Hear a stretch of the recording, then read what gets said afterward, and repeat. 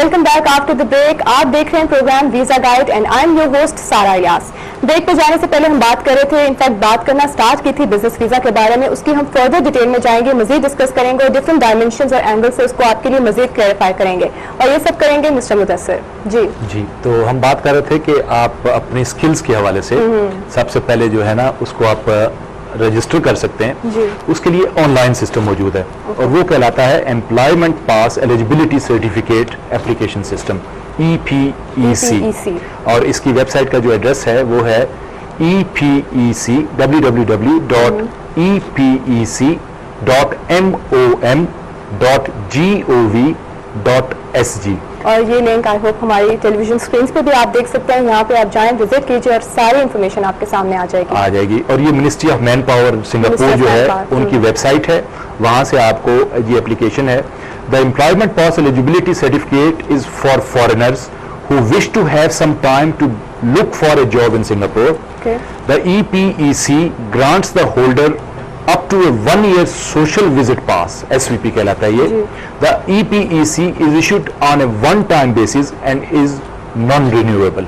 यानी ये रिन्यू नहीं हो सकता, आपको एक दफा मिलेगा तो ये आप ले सकते हैं। और ये सोशल पास है जिसमें जाके आप अपने, और मैं समझता हूँ कि ये एक बेहतर है कि आप फुल माइंड सेटअप करने से पहले और उन मुल्कों का रुख करने के लिए की बजाय कि जिन ममालिक में इस वक्त बहुत सारी मुश्किलात हैं और वीजा नहीं मिल रहा, प्रोसेसिंग में प्रॉब्लम हो रहे हैं। और फिर दूसरी बात यह है कि पाकिस्तान के और उनके दरमियान में let's face it and let's admit it के इस वक्त गैप्स हैं। और वो लोग ये देख रहे हैं कि पाकिस्तान उन ममालिक में शामिल है कि जो ट्रबल्ड एरिया है इस वक्त, जिसके लिए वीजा की प्रॉब्लम्स हैं। तो पहले स्टेप के तौर पे, चाहे आप स्टूडेंट हैं, चाहे आप बिजनेस में हैं, चाहे आप जॉब्स में हैं, जब आप सिंगापुर में आ चुके होंगे दरमियान में, उसके बाद सिंगापुर से आप ब्रिज कर सकते हैं। दोनों साइड्स पे आप ब्रिज भी कर सकते हैं। सो इस ऑप्शन को, और आपको कॉस्ट भी उतनी नहीं पड़ रही कि जितनी कॉस्ट आप देते हैं, और आसानी से आप कर सकते हैं। तो ये तमाम चीजें जो इस लिहाज से होती हैं, इसके बारे में मजीद डिटेल में हम क्लैरिफाई करेंगे मजीद। लेकिन उससे पहले एक कॉलर है हमारे साथ। हेलो, अस्सलाम वालेकुम जी, कौन बात कर रहे हैं, कहाँ से? रावलपिंडी से बात कर रहा हूँ, मोहम्मद रफीक जी। जी नसीम साहब, क्या पूछना चाहेंगे आप? मैं ये पूछना चाह रहा था कि मैंने कनाडा के लिए अप्लाई किया था वीजा के लिए जी। तो उन्होंने अप्लाई करके मेरे जितने सब document, sponsor, bank statement, business वगैरह, एनटीए नंबर सब चीजें लगाई मैंने, ठीक है, लेकिन उन्होंने मुझे रिफ्यूज कर दिया। ठीक है। तो अब मैं सर दोबारा अप्लाई करना चाह रहा था। पिछले साल मैंने इन्हीं दिनों में किया था। तो अब मैंने सिंगापुर, मलेशिया, थाईलैंड, इनके वीजे लगवाए हैं, वीजा। ठीक है। और आपने विजिट भी किया? जी, आपने विजिट भी किया? सर विजिट नहीं किया। वो स्पॉन्सर जो मैंने मंगवाया हुआ है सर, उसकी डेट एक्सपायर होने वाली है। तो उस जो वीजों की डेट है वो 3-3 महीने पहले जाती है। ठीक है। तो मैं चाह रहा हूँ, आपसे पूछना चाह रहा था कि अभी अप्लाई कर दूँ कनाडा के लिए? हाँ जी, कनाडा वीजा के लिए।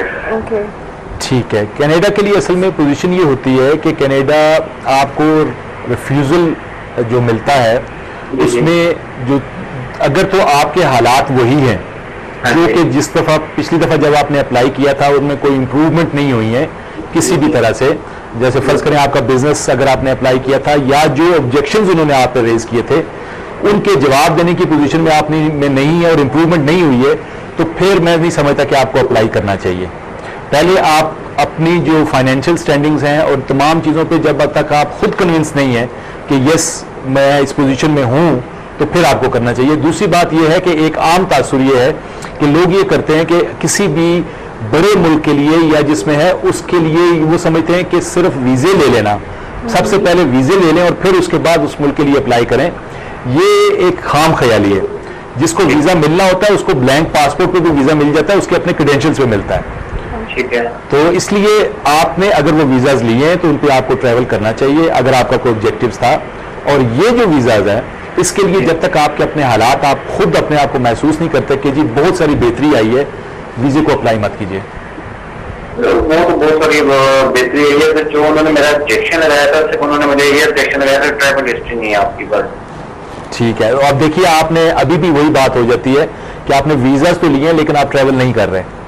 नहीं सर, ये मैं आपसे कहनी पड़ता करना चाह रहा हूँ कि पहले विजिट करके फिर अप्लाई कर दूँ या बाद में अप्लाई नहीं, आपको आपने वीजा लिए, देखिए जिस मुल्क का आप वीजा लेते हैं ना, वीजा लेने का ये मतलब है कि आप वहां जाने का इरादा रखते हैं। इसकी मिसाल आप यूं ही ले लीजिए कि आप किसी को रिश्तेदार या अजीज को फोन करके कहते हैं कि मैं आ रहा हूं आपके घर, वो आपके लिए खाना पका के रखता है और आप नहीं जाते। जी जी, तो यही पोजीशन है, अगर आपने वीजा लिए हैं तो आपको विजिट करना चाहिए। ठीक है सर, इसी के कहने मैंने फोन किया था। मैं एडमिट में हमने तो टूर जाना है, वहाँ पर भी टूर जाना है, यहाँ पर भी टूर करना है, ये पहले टूर करके फिर अप्लाई करो। जी बिल्कुल ठीक है, thank you very much, thanks for your thank you call. So much for calling. और हम ये बात अक्सर डिस्कस करते हैं कि आपको अपना होमवर्क कंप्लीट करना चाहिए, बिल्कुल करना चाहिए, आपकी बिल्कुल अपनी करना साइड पे चाहिए। प्लानिंग कंप्लीट होनी चाहिए। देखिए ना, वीजा की एप्लीकेशन देने का ये मतलब होता है, एक तो फीस इन्वॉल्व होती वो है, कर लेते हो आप, रिसोर्सेज इन्वॉल्व होते हैं, और वीजा जो है ना वो एक डॉक्यूमेंट है। और आप मेंटली प्रिपेयर्ड होते हो, सबसे बड़ी बात ये है। सबसे बड़ा जो इशू लोग देखें, आप किसी से भी बात करते हैं ना, तो वो ये नहीं समझते कि आपको पहले ये देखना है कि आपने करना क्या है। आपने बिजनेस करना है, आपने जॉब करनी है, या आपने विजिट करना है। वो पहले ये देखते हैं कि जी मैंने वीजा लेना है, फिर उसके बाद देखते हैं कि जी इसके लिए इसमें बेस्ट ऑप्शन कौन सा हो सकता है। वीजा आपको ऑप्शन नहीं देता, आपको काम नहीं देता। Exactly. पहले आप काम के लिए अपने आप को तैयार करें, जो आपने Priorities करना है। define करनी चाहिए पहले आप अपने आप को इंसान को काम के लिए तैयार करें और उसके मुताबिक वीजा लें। जी। So coming back to our main topic, हम बात करें बिजनेस वीजा के बारे वेबसाइट में। का एड्रेस तो हमने जी, बता दिया, चल भी रहा होगा, और बिल्कुल उसका हमारे उसकी टेलीविजन चल भी स्क्रीन रही पे। होगी।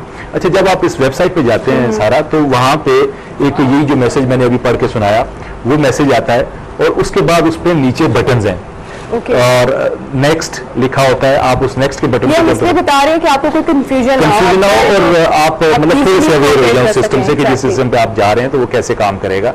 फिर उसके बाद नेक्स्ट जो स्क्रीन आती है, उस स्क्रीन पे आपने बेसिकली अपनी एंट्री शुरू करनी होती है। उसमें टर्म्स एंड कंडीशंस पहले आती हैं कि application for EPC does not constitute an application और renewal of an employment pass.